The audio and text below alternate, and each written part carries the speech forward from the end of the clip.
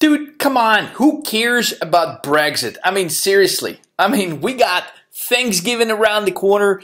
Everybody knows the market is not going to drop. What are you going to pitch us again on the market crash? Mr. Market Crash 2018. You're running out of time here, buddy. Out of time.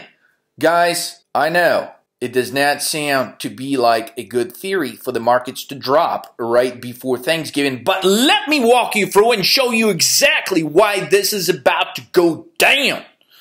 VIX before June 23rd, 2016. Now, what was going down on June 23rd, 2016? The vote on Brexit. What does it have to do with today and the markets about to crash? Well, let me show you. This is the VIX right before the vote taken on June 23rd, 2016. It was around 12. Surprisingly went to the range of 21, 22. Fast forward. Brexit, November 14th, 2018. And where is the VIX? 21, 22. Coincidence? Or does the history actually repeat itself? Now, it's not really crucially important that the VIX is around 21, 22. But what is important is what actually follows that range of VIX shortly after. As you can see, within days after Brexit being around, and the VIX in response being around 21, 22 range, within days, 30, 45 days, we got Chinese slowdown. Look at the VIX going through the 53. You're going to say, Leonardo, did you make up this chart? These don't even look real. Did this actually really happen? Are you talking about VIX at 53? Hold on. What is this, 2008? What kind of stuff you got going on here? Guys, this is August 2016. Literally 2 years ago. VIX at 53. Whew. A lot of you probably forgot about this, but it is real. It did happen. Shortly after the same situation that highly resembles this situation right now. However, this is what I would like to point out that is absolutely crucial. At the time of the vote of Brexit last time, VIX slightly spiked and it immediately came down. We got a completely actually different situation right here because VIX have been holding this level of 20, 21, 22 for a substantial amount of time.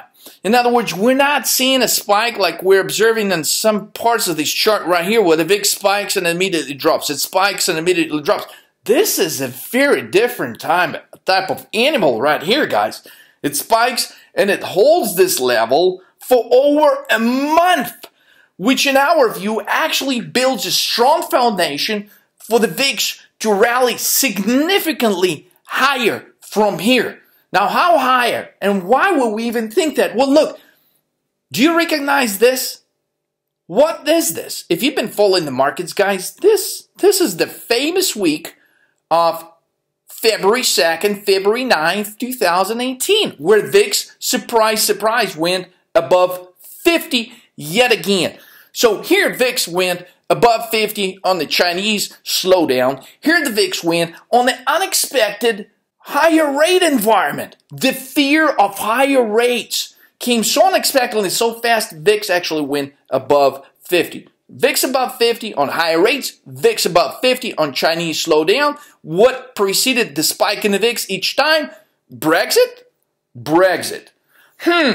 Let's check this out. November, December 2018. We're expecting the VIX to go through the roof. Why? Because, whoa, this is where it gets really scary. Chinese slowdown, plus the global slowdown, plus the higher rates fear, plus the Brexit all together. Damn. Whew. I may need another drink for this one.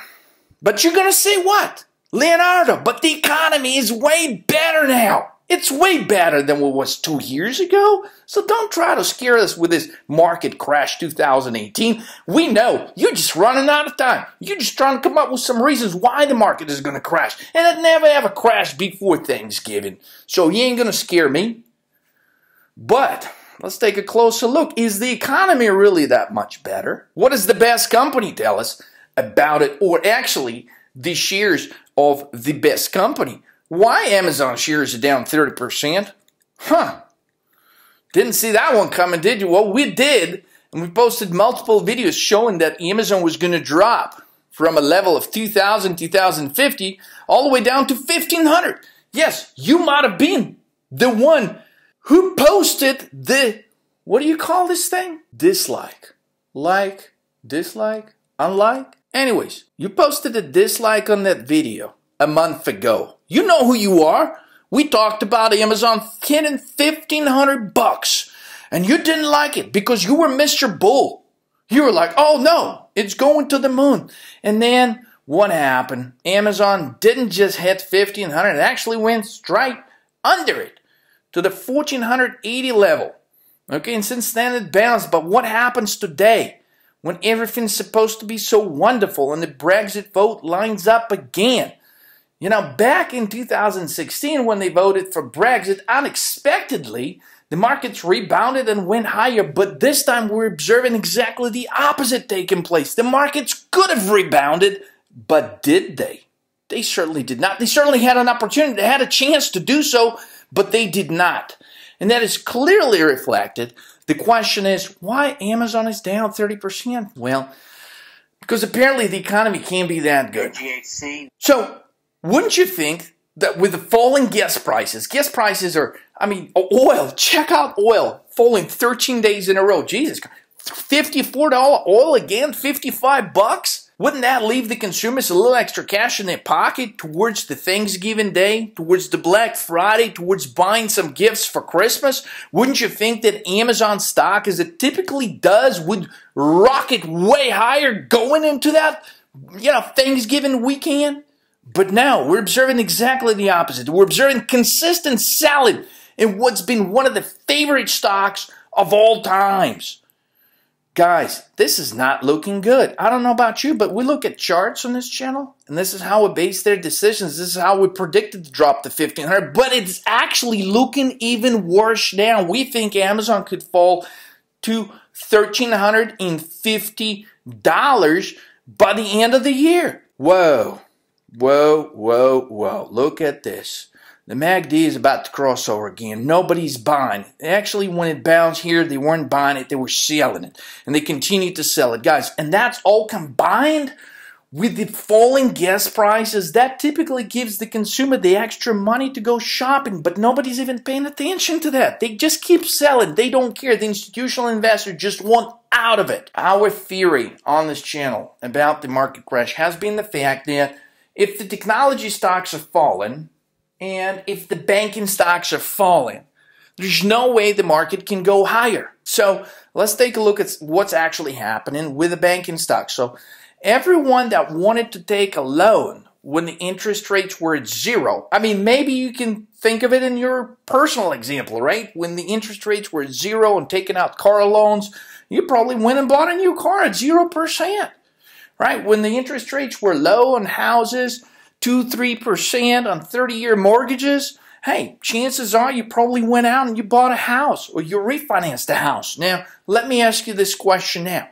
The people that did that, what are they going to do now? What are they going to go refinance their 0% car loan at a higher rate? Hell no, that makes no sense. What are they going to go refinance their 2-3% interest rate mortgage at a higher rate? Of course not. So how do you think that's going to impact the number of applications that the banks, deal with every month? Well, the number of applications, the loan applications, and that has to do with, credit cards, home loans, auto loans.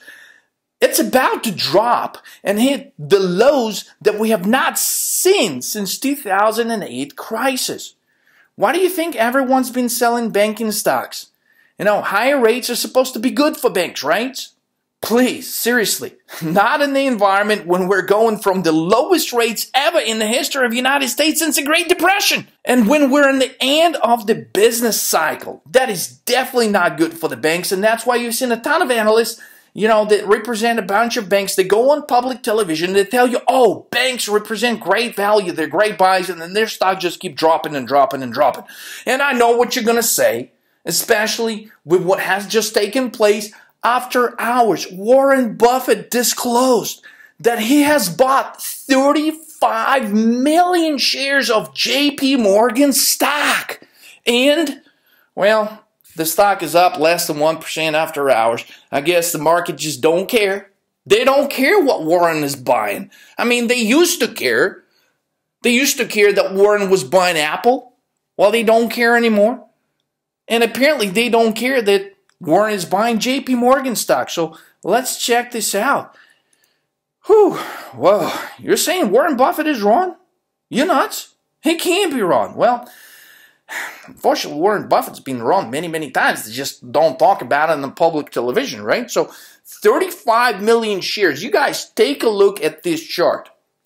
How does this chart look to you? Here's the chart of JP Morgan. Triple top, possible head and shoulders formation, all bearish signs, okay? Currently forming a death cross, which tells us the shares could actually be heading significantly lower from where they're at right now. Are you saying this is how the chart looks with Warren Buffett buying 35 million shares?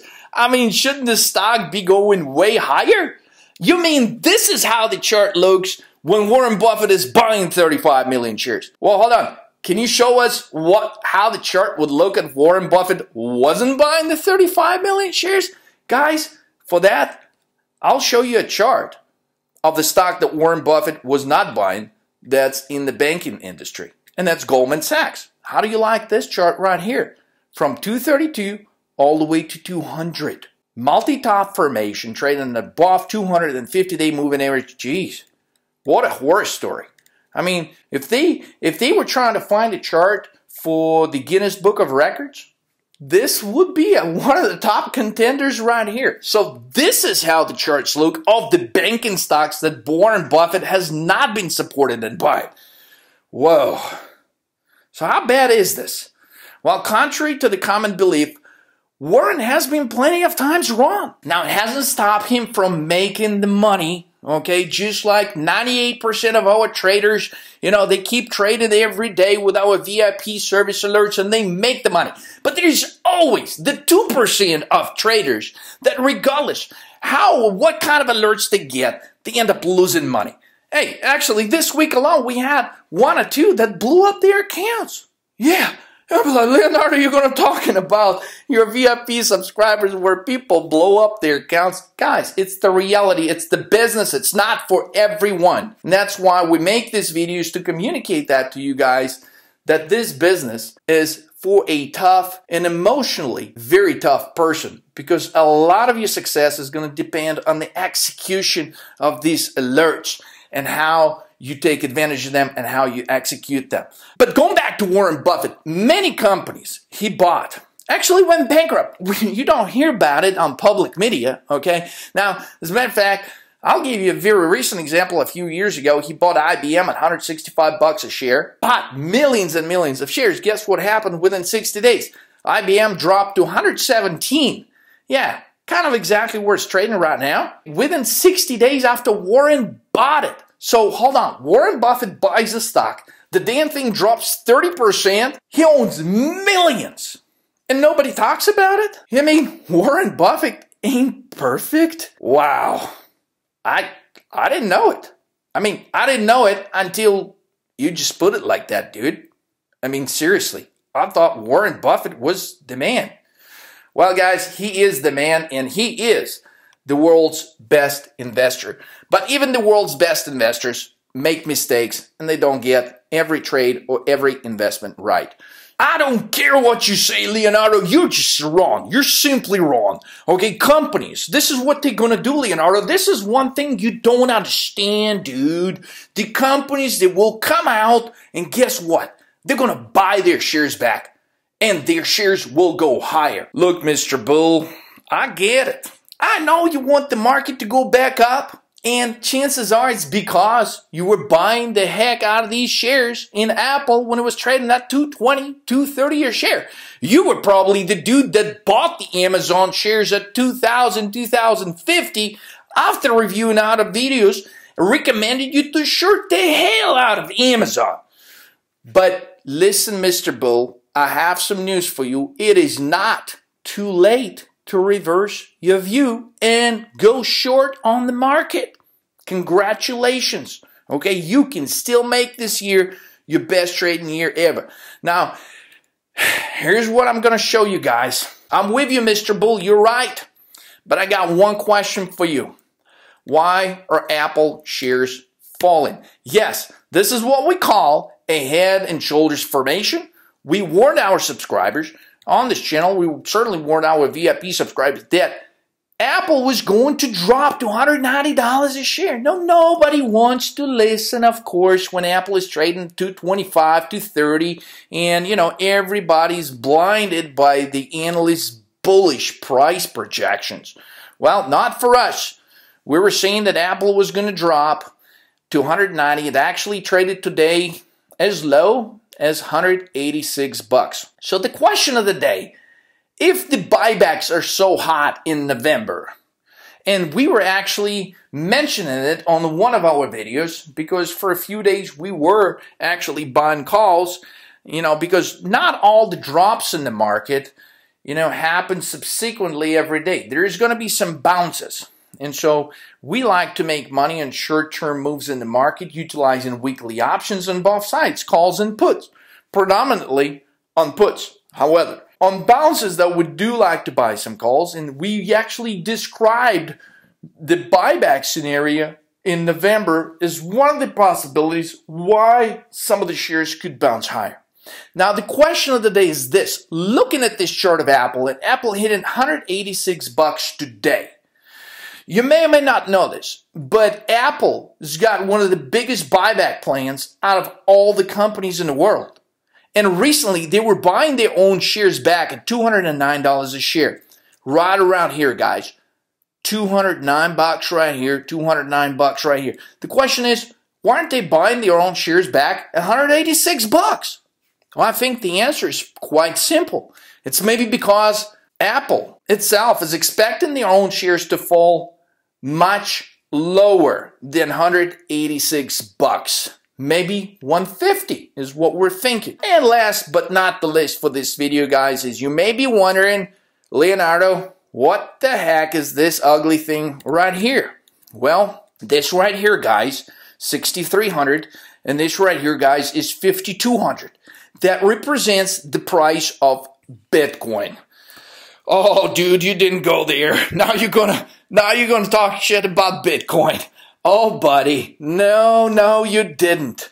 Guys, this is exactly how United States major indices are going to look over the course of the next 3 to 4 weeks. This is how NASDAQ is going to look. This is how S&P 500 is going to look. This is how Dow Jones is going to look. And we cannot be any longer using the Turkey Day as an excuse for the markets not to fall. And why would it make any sense? Well, because nobody's expecting the markets to fall before Thanksgiving. And because nobody expects it to fall further, this is exactly why this could actually take place. So for those of you that are thinking about Black Monday, hey, it may actually happen.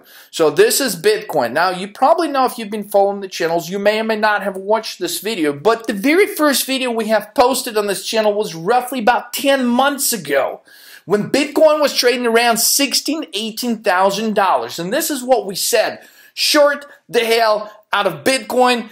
1 year from now, it's going to be trading at $3,000. Now, it hit today $5,200. We're not quite at the 1 year projection yet, but we're not that far off. And certainly from when we made the prediction that Bitcoin was going to drop to $3,000, and the video is still somewhere on this channel, guys. Those that listened made money, and those that ignored, even though we actually posted multiple videos saying that Bitcoin was going to drop further, and if you're in love with it, sell it at the higher levels, buy it back at the lower levels. Many people didn't follow. So maybe you will follow our projection for the United States market. Maybe you will take advantage over this next move. Here's the reverse effect. I'd like to show you a chart of Goldman Sachs. Now, you may or may not know what happened here. This was actually a few years back. You see, if you study charts, you may know that this could be viewed as a reverse head and shoulders, which is bullish. This is exactly what happened. Look, Goldman Sachs from $150 within days all the way to $240. Now, we're seeing the exact opposite taking place right now. We're seeing the actual Head and Shoulders developing on a much larger scale. Can you compare this Head and Shoulders right here to this tiny one right here, guys? Oh, man. Some stuff is about to go down. Now, this bullish reversal here happened right at the time of Trump election. Remember stocks like Wells Fargo and Goldman Sachs and every banking stock in the universe basically rallying higher like crazy, 10, 20, 30% within days. And then they've been trading in the sideways range for some time. All the bullish price commentary by all the analysts could not help these stocks to go higher, but actually in the opposite, they have developed very bearish patterns and on a much grander scale than before they made the leap of faith forward in their price action a few years back upon the Trump election. Now, this move coincides, is mainly believed, well, with some scandal, the CEO and so on. Actually, it's got nothing to do with this. What it does have to do with is the fact that the Democratic Party took over Congress. See, this was Trump's election win, followed by a subsequent rise in all the banking stocks. And this happens right around the time when the Democrats take over the House and when there's clear suggestions that the banking regulations are going to get much stricter. So we're seeing a complete reversal in the sector. Now, you're going to say, what is the point? Okay, dude, enough. Enough of the charts, enough of the Head and Shoulders reverse and blah, blah, blah. What's the solution? Just tell me, what do I do? Well, here's our suggestion, okay? In August of 2018, we posted a video suggesting buying VIX calls. And for those of you that know what VIX is, it's exact opposite of what the market does. So when the market drops, VIX goes higher. Okay, VIX calls we suggested when VIX was trading around 10.5. Our recommendation was based on the fact that we saw the VIX could climb much higher, maybe to the range of 2030. So it did so recently. It hit a range of 28. Now we're actually seeing VIX could go even further. And again, why? Well, you saw the prior two cases when VIX was actually rocketing above 50 was because of the Chinese slowdown and because of the higher interest rate surprise. And now we got both. And both of those spikes were preceded by the Brexit type situation, which is exactly what we have now. So we're recommending purchasing November and December VIX calls. Now, VIX currently is trading again around 20 to 22 range. So let's say VIX is at 21. This is what you could have actually purchased today. Whew, you're going to say again, you're crazy, the market never falls around Thanksgiving. I think just because most of the time it doesn't fall around Thanksgiving does not mean it's not going to fall tomorrow. It does not mean it's not going to fall Friday. It certainly does not mean that it's not going to freaking fall on Monday. Black Monday possibility. If you want to play it, this is what was suggested. Buying VIX calls, November, that expires 6 days from now, November 25th to 30th.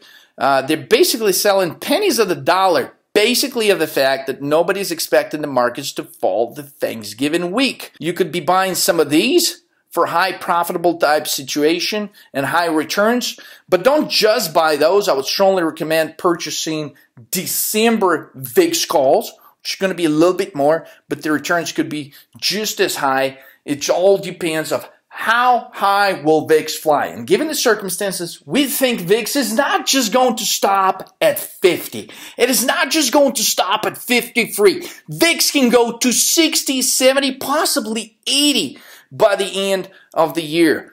And it may go to 50, guys, by Monday. And right now, VIX calls, the 30 strike VIX calls, they're only 15, 20 cents. That's what they're selling for. Guys, some of the best trades are made due to the circumstances when people least expect them. So if you'd like to figure out how you can become a better trader, simply click some of the links below this video. Take some chart courses. that show you how to trade divergency. In other words, being able to identify things before they actually take place. If you're a day trader, take our 13 Markets Move course, which is going to show you specifically what is the market going to do tomorrow and how you can set up a strategy that will be to your advantage. Guys, if you're trying to be a better trader, learn more. The markets are absolutely insane right now. There's a ton of opportunity to make money. If you'd like to learn some psychological aspects of trading, definitely click the links below. Get more information. Sign up for a 20-minute free coaching session and get all your questions answered about trading options. Guys, with that, I wish you all the best. I wish for this year to be your best trading year ever, and we're here to help in any way we can. Click the links below. Schedule your free coaching trading options session. I'll catch you guys in the next video.